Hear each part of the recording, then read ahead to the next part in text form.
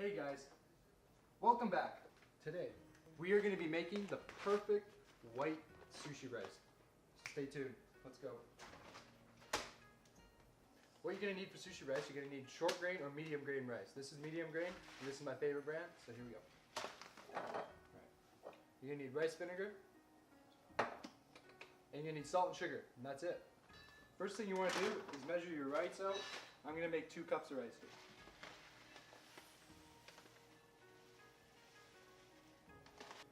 Alright, once you got the 2 cups of rice, what you want to do is you're going to add it to a strainer. You're going to want to wash your rice until the water runs clear and there's no cloudiness to it whatsoever.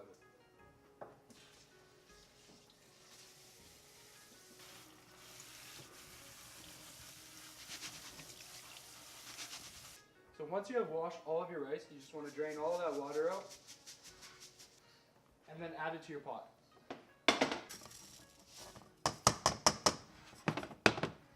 So I use 2 cups of rice and you want to add equal parts of water to that. So add 2 cups of water to your 2 cups of rice.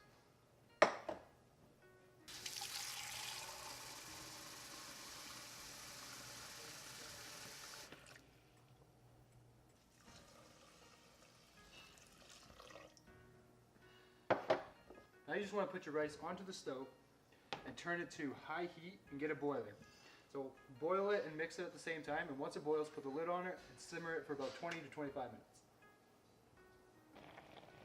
So once your rice is boiling like this, you want to go ahead, put a lid on it, turn it to low,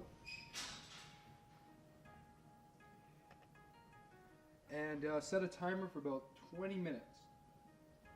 Now while your rice is being cooked, you're going to want to add, in a small pot, some rice vinegar. You're going to want to add some sugar. And you're going to want to add some salt. Hi. Hi. Bye.